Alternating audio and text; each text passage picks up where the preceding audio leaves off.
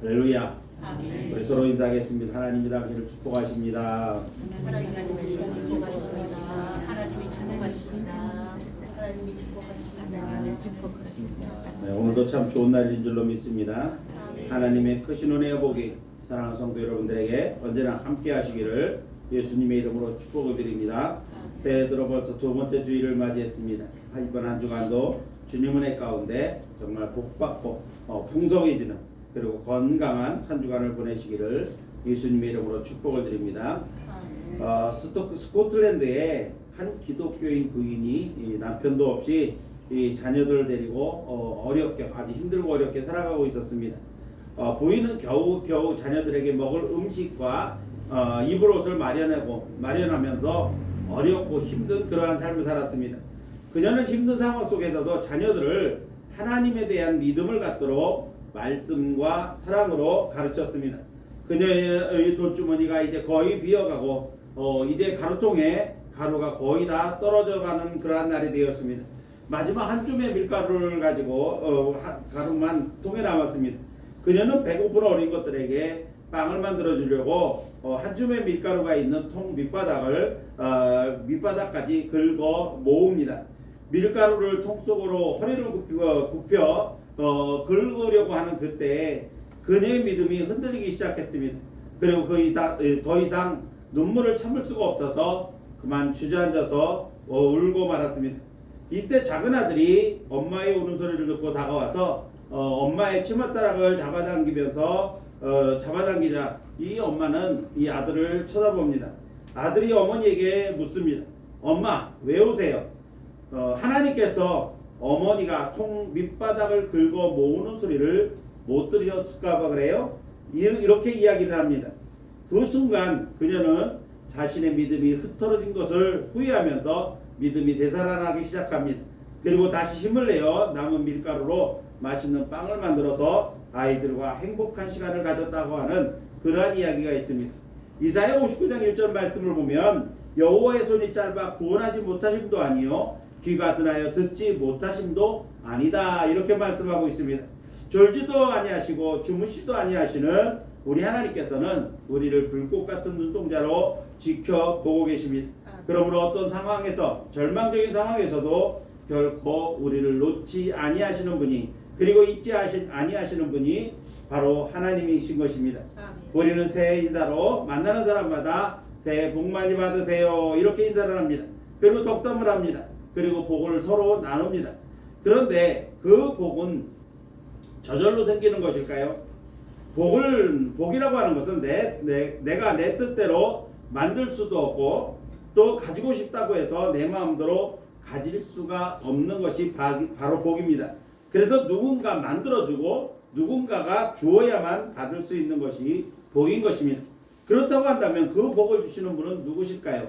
신명기 2장 7절 말씀을 보면 내 하나님 여호와께서 내가 하는 모든 일에 내게 복을 주시고 내가 이 큰 광야를 두루 다님을 알고 내 하나님 여호와께서 이 40년 동안에 너와 함께 하셨으므로 내게 부족함이 없었느니라 이렇게 말씀했습니다. 복을 주시는 분은 바로 하나님이시라는 말씀인 것입니다. 모든 복은 하나님에게서 직접 나오는 것입니다. 그래서 모든 생사 화복과 부귀영화 권세 능력 그리고 사람을 능하게 하는 것 크게 하시는 것 강하게 하시는 것 이 모든 것이 하나님의 손에 달려 있는 줄로 믿습니다. 그러므로 복을 찾아다닐 것이 아니라 복 주시는 하나님을 바로 믿고 믿음으로 하나님 앞에 구하면 하나님 우리에게 가장 적절한 때에 필요한 복을 주실 줄로 믿습니다. 올 한 해도 우리를 풍성케 하시는 하나님이 주시는 복을 받아 누리면서 그 은혜 가운데 살아가는 복된 성도의 삶을 살아가시기를 예수님의 이름으로 축복을 드립니다. 올해 우리 교회 표어는 오로지 기도와 말씀으로 새로워지는 교회입니다. 기독교 신앙의 기본은 기도와 말씀 생활이라고 강조해서 말씀을 드렸습니다.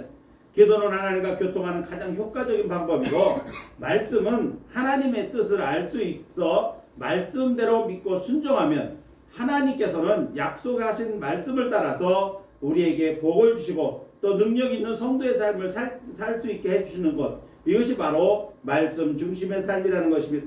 그래서 오늘은 올해 우리 교회 표에 따른 실천 목표인 성경 말씀 한 장 더 읽기, 곧 말씀 생활 목표에 대한 말씀으로 함께 은혜를 나누려고 하는 것입니다. 오늘 말씀을 통해서 여러분들이 말씀 생활의 필요성을 귀하게 깨닫는 시간이 되시기를 바랍니다. 자, 오늘 본문 말씀에 속해 있는 신명기는 애굽에서 430년 동안 종살이를 하다가 이제 모세의 인도하에 애굽을 탈출합니다. 그리고 홍해 바다를 거쳐서 광야 40년 생활을 합니다.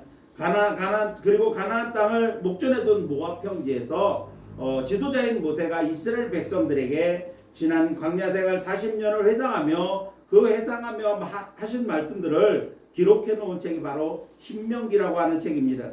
그 가운데서 본문 말씀은 하나님이 주실 아름다운 적과 꿀이 흐르는 가나안 땅을 설명하면서 이스라엘 백성들을 각성시키는 그러한 내용의 말씀인 것입니다. 모세는 이스라엘 백성들의 광야 생활 목적에 대해서 2절 말씀을 보니까 이렇게 말씀하고 있습니다.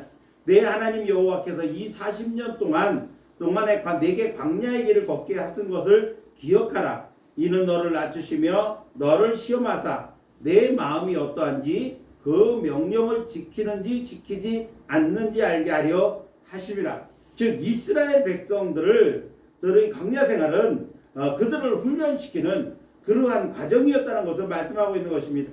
그리고 이어지는 오늘 본문 말씀 3절을 보면은 광야 생활 가운데서 세상 그 어느 누구도 알지도 못하고 또 먹어보지도 못한 만나를 40년 동안 이스라엘 백성들에게 먹이신 이유에 대해서 말씀하고 있습니다. 즉 하늘 양식인 만나를 매일 주셔서 먹게 하신 이유를 아주 구체적으로 강조해서 말씀하고 있는 것입니다. 이 말씀은 만나를 먹고 생활한 이스라엘 백성들뿐만 아니라 오늘날의 모든 그리스도인들 그리고 세상 모든 사람들에게 적용되는 말씀이라고 하는 사실을 우리는 잊지 말아야 할 것입니다. 그 말씀이 무엇입니까? 사람이 떡으로만 사는 것이 아니요 여호와의 입에서 나오는 모든 말씀으로 사는 줄을 내게 알게 하려 하심이라. 만나를 먹이신 이유가 바로 그 말씀이라는 것입니다. 모든 인생은 하나님의 말씀으로 사는 인생이다라고 하는 것을 깨닫게 하시려는 의도가 있었다는 것입니다. 그렇습니다. 들의 짐승이나 공중에 날아다니는 새를 비롯해서 세상의 모든 피조물은 떡 곧 육신의 양식으로만 사는 것이 결코 아니라는 것입니다. 세상 모든 생물들은 하나님의 말씀으로 지음받은 존재들입니다. 이 생물들도 하나님의 말씀을 따라 존재하기도 하고 때로는 소멸되기도 했습니다. 더욱이 하나님의 형상을 따라 지음받은 모든 인생은 더 말할 것도 없습니다. 따라서 마태복음 4장 4절 말씀을 보면 예수님께서는 마귀의 시험을 물리치실 때 이 말씀을 인용하셨습니다. 그래서 이 말씀은 모든 사람은 결국 하나님의 말씀에 따라 살아야 한다고 하는 것을 강조한 그러한 말씀이라고 할 수가 있는 것입니다. 사랑하는 성도 여러분, 여러분은 어떻습니까? 여러분 마땅히 말씀을 따라 살고 계십니까? 하나님은 오늘 우리에게 이렇게 말씀하심을 기억하시기 바랍니다. 이 율법책을 내 입에서 떠나지 말게 하며 주의하러 그것을 묵상하며 그 안에 기록한 대로 다 지켜 행하라. 그리하면 내 길이 평탄하게 될 것이라 내가 형통하리라 말씀합니다. 하나님의 말씀을 내 입에서 떠나지 말게 하고 그것을 주의하러 묵상하고 그 안에 기록한 대로 다 지켜 행하는 삶을 살면 내가 가는 길이 평탄하게 될 것이며 내 길이 형통할 것이라고 말씀하고 있는 것입니다. 이 말씀을 반대로 이야기하면 하나님의 말씀을 떠나 살면 그리고 그것을 묵상하지도 않고 기록한 대로 지켜 행하지도 않으면 우리가 가는 길이 평탄할 수가 없다는 것입니다. 그리고 우리가 하는 모든 일이 형통할 수가 없다는 것을 말씀하고 있는 것입니다. 그래서 여호수아에게 하나님은 이렇게 강조하신 것입니다. 이 말씀을 내 입에서 떠나지 말게 하라. 그리고 그것을 주의하러 묵상해라. 그리고 그 안에 기록한 대로 다 지켜 행하라. 그리하면 내 길이 평탄하게 될 것이고 내가 하는 일마다 다 형통하게 될 것이라고 말씀하신 것입니다. 이제 오늘 말씀을 통해 말씀 생활의 중요성을 다시 한번 인식하고 그 말씀을 가까이 하면서 열심히 읽고 듣고 배우고 묵상하고 또 말씀대로 순종하는 삶을 결단하시는 귀한 시간이 될 수 있기를 예수님의 이름으로 축원합니다. 그러면 말씀 생활의 중요성은 무엇 때문일까요? 첫 번째로 말씀이 생명이기 때문에 그렇습니다. 말씀이 곧 생명이기 때문에 말씀 생활은 중요한 것입니다. 요한복음 6장을 보면 예수님께서 베데다 광야에서 오병이어의 기적을 행하셨습니다. 오병이어의 기적이 일어난 후에 그 기적을 경험했거나 목격한 사람들이 예수님을 세상에 오실 메시아라는 것을 메시아라고 말하면서 예수님을 억지로 왕으로 세우려고 하는 그러한 움직임을 갖기 시작합니다. 그것을 아신 예수님께서는 즉시 그 무리들을 피하셨습니다. 그리고 산에 올라가 혼자 기도하십니다. 예수님 없이 배를 타고 갈릴리 바다를 건너가던 제자들은 큰 풍랑을 만나게 됩니다. 그럴 때 예수님께서 무리를 걸어 제자들에게 오시고 제자들과 함께 바다를 건너 맞은편 동네에 이르렀는데 어디서 들었는지 또 예수님께서 그곳에 오셨다는 소문을 듣고 많은 군중들이 모여들기 시작합니다. 예수님께서 군중들이 모여들자 모인 군중들의 목적은 오병이어의 기적을 보았거나 혹은 소문을 들은 사람들입니다. 그래서 그 기적을 다시 한번 보려나 혹은 다시 한번 경험하려나 떡을 생각하고 그곳에 모였던 것입니다. 그럴 때 예수님께서는 6장 27절에 이렇게 말씀하십니다. 썩을 양식을 위하여 일하지 말고 영생하도록 있는 양식을 위하여 하라. 이렇게 말씀하시면서 생명의 양식에 대한 말씀으로 무리를 가르치기 시작하십니다. 예수님은 생명에 대한 양식을 말씀하시면서 요한복음 6장 48절에서 내가 곧 생명의 떡이다. 예수님 자신이 생명의 떡이다. 그렇게 말씀하십니다. 그리고 63절에 가서는 살리는 것은 영이니 육은 무익하니라. 내가 너희에게 이른 말은 영이요 생명이니라. 이렇게 말씀하셨습니다. 그러므로 예수님의 말씀이 곧 생명이심을 가르치신 것입니다. 사랑하는 성도 여러분, 성경은 단순히 글만 적어놓은 책이 아닙니다. 이 말씀은 곧 하나님의 말씀입니다. 그래서 요한복음 1장 1절 말씀을 보면 태초에 말씀이 계시니 이 말씀이 하나님과 함께 계셨으니 이 말씀은 곧 하나님이시다. 이렇게 말씀을 했습니다. 그러니 하나님의 말씀이 곧 예수 그리스도시고 예수 그리스도의 말씀이 생명이라고 하는 그러한 말씀이 되는 것입니다. 하나님의 말씀은 천지 만물을 창조하신 능력의 말씀이며 이 말씀은 영혼을 살리는 생명의 말씀인 것입니다. 따라서 하나님의 말씀은 생명을 불어넣어 좌절하고 절망한 사람들을 일으키고 메마른 심령을 살리며 죽은 영혼을 살리는 생명의 능력이 있는 것입니다. 하나님의 말씀이 없으면 영혼이 메말라 버리고 맙니다. 살아있는 것 같으나 생명의 기운이 사라진 죽은 영혼처럼 메말라 버리고 마는 것입니다. 그래서 말씀을 멀리한 신앙은 생기가 없고 아무런 믿음의 능력도 발휘하지를 못하는 것입니다. 영혼을 살리는 생명의 역사는 말씀으로만 가능하다는 사실입니다.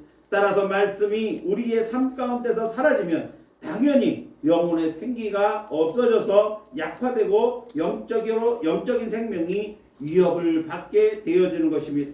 그러므로 늘 말씀을 가까이 하고 그 말씀의 능력으로 영혼의 생기가 왕성해서 넘치는 생명력을 가지고 활기차게 살아야 하는 것이 성도의 삶인 것입니다. 이제 사랑하는 성도 여러분들은 올 한 해 말씀을 가까이 하고 그 말씀에 순종하는 삶을 통해서 생명의 기운이 왕성한 삶을 살아가는 성도 여러분들이 되실 수 있기를 예수님의 이름으로 축원합니다. 두 번째로 말씀 생활이 왜 중요한가 하면 말씀은 믿음의 자양분이 되기 때문입니다. 생명을 가진 살아있는 것은 필요한 영양분을 제대로 공급받아야만 제대로 성장할 수가 있는 것입니다. 자양분은 영양을 공급하는 거름과 같은 것들을 말합니다. 똑같은 땅에다 심어도 거름과 물을 어떻게 주고 관리하느냐에 따라서 그 열매 그리고 자라는 그 모습들이 너무나도 다른 것입니다.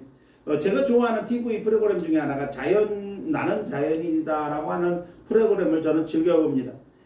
자연인은 세상의 편안한 문명을 지루하고 산속 깊이 들어가 살면서 자연과 더불어 사는 사람입니다. 그런 사람들을 찾아서 연예인 중에 한 명이 2박 3일 동안 함께 생활하면서 자연 생활을 경험하는 프로그램으로서 이 성인 남자들이 즐겨보는 프로그램, 물론 손꼽히는 그런 프로그램이라고 합니다. 물론 그들이 젊었을 때부터 산속에 산 것이 아니기 때문에 세상에서 이 살아가는 법을 다 익힌 다음에 산속으로 들어가 사는 겁니다만은 가끔 거름이나 농약을 주지 않고 가꾸지 않은 자연 그대로 키웠다고 하는 그 사람들 말로는 유기농이라고 하는데 그 마치 잡초밭인지 아니면 곡식을 심은 땅인지 구분이 되지 않을 정도로 가꾸지 않은 그러한 밭들을 봅니다. 그런데 그 밭에서 수확하는 수확물을 보면 형편이 없습니다. 때로는 아무것도 열리지 않는 그러한 것들도 있고 또 있어도 아주 제대로 생기지 않은 미미한 것들밖에 없습니다. 그만큼 영양분을 공급하거나 혹은 잡초를 제거하지 않아서 영양분들이 잡초에 모두 빼앗겨 버렸기 때문에 그런 것입니다. 그래서 우리가 곡식을 심고 또 채소를 심고 무엇을 심든지 간에 그만큼 영양분을 공급해 주는 일 그리고 잡초를 제거해 주는 일은 매우 중요한 일이 아닐 수가 없습니다. 성도의 신앙이 튼튼하고 알차게 성장하는 데에는 반드시 하나님의 말씀이 필요합니다. 그것은 말씀이 영혼의 양식이자 영양분이기 때문에 그런 것입니다. 로마서 10장 17절 말씀에 의하면 믿음이 생겨나고 또 성장하는 것에 대해서 이렇게 말씀합니다. 믿음은 들음에서 나며 들음 그리스도의 말씀으로 말미암는다. 믿음은 들음을 통해서 생긴다는 것입니다. 말씀을 전혀 듣지 못하면 믿음이 생길 수도 없고 믿음이 무엇인지도 알 수가 없다는 것입니다. 그러나 또 아무 말이나 듣는다고 해서 다 믿음이 생기는 그러한 말씀이 될 수는 없습니다. 믿음이 생기고 자라게 하는 말씀은 바로 그리스도의 말씀 곧 하나님의 말씀인 것입니다. 하나님의 말씀은 믿음의 자양분 곧 믿음이 자라는 영양분이 되어 믿음의 뿌리를 깊이 내리게 하고 튼튼하게 자라게 하여 꽃도 피우고 알찬 열매도 맺게 하는 것입니다. 그래서 하나님의 말씀은 그냥 기록된 것이 아니라 하나님의 말씀이라고 하는 것입니다. 사랑하는 성도 여러분, 뿌리를 깊이 내린 나무는 쉽게 뽑히거나 넘어지지를 않습니다. 어제도 아주 강한 바람이 불어서 전국에 강풍 경보가 내려지는 등 전국이 하루 종일 아주 시끄럽고 혼란스러웠습니다. 이런 바람이 불 때면 가끔 가로수 너머가 넘어져서 이 차도를 가로막는 그러한 일들이 발생합니다. 왜 가로수가 자주 넘어지는가 하면 가로수는 그 자리에서 자란 나무가 아니고 옮겨 심은 나무들이 대부분입니다. 그렇기 때문에 뿌리가 깊지 못합니다. 그래서 태풍이 불거나 심한 바람이 불면 금방 넘어져 버리고 맙니다. 우리의 신앙도 마찬가지인 것입니다.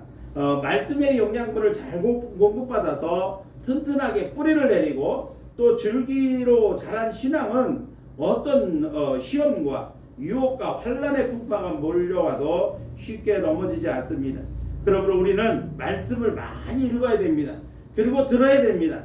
배워야 됩니다. 묵상해야 됩니다. 그리고 순종하는 삶을 통해서 신앙의 영양분을 충분하게 공급하면 쉽게 넘어지지 않는 견고한 신앙으로 키워나갈 수가 있게 되어 있는 것입니다. 그러므로 사랑하는 성도 여러분들이 말씀을 가까이 하여 그 말씀을 매일 배우고 듣고 묵상하고 순종하는 삶을 통해서 여러분의 신앙을 견고하게 키워나가는 그러한 믿음의 승리자들이 되실 수 있기를 예수님의 이름으로 축복을 드립니다. 마지막 세 번째로 말씀 생활이 왜 중요한가 하면 말씀이 곧 성도의 능력이기 때문에 그렇습니다. 성도 여러분, 여러분이 성경을 읽을 때 그냥 눈과 입으로만 읽습니까? 아니면 전능하신 하나님의 말씀으로 생각하고 믿음으로 말씀을 읽습니까? 우리 청년들은 성경 읽고 매일 묵상하는 것에 따라서 성적을 매기고 그것 가지고 한 달에 결산을 해서 뭐 커피도 사는 벌도 주고 서로 그럽니다만은 안 읽는 것보다는 얼마나 좋은지 모릅니다. 많이 읽고 많이 보고 중요합니다. 성경을 많이 읽는 것도 중요하고 빨리 읽는 거 중요합니다. 그러나 그것보다 더 중요한 것은 말씀을 보고 듣고 배우는 것도 중요하지만 어떤 자세를 가지고 말씀을 읽고 보고 배우느냐는 것은 참으로 중요하지 않을 수가 없습니다. 왜냐하면 말씀을 읽는 자세에 따라서 나타나는 말씀의 능력이 다르기 때문입니다. 성경이 하나님의 말씀인 것은 그 말씀의 능력이 있기 때문에 그렇습니다. 그래서 히브리서 4장 12절 말씀은 하나님의 말씀을 이렇게 설명을 합니다. 하나님의 말씀은 살아있고 좌우에 활력이 있어서 좌우에 날선 어떤 검보다도 예리하여 혼과 영과 관절과 골수를 찔러 쪼개기까지 하며 마음의 생각과 뜻을 판단한다. 이렇게 말씀하셨습니다.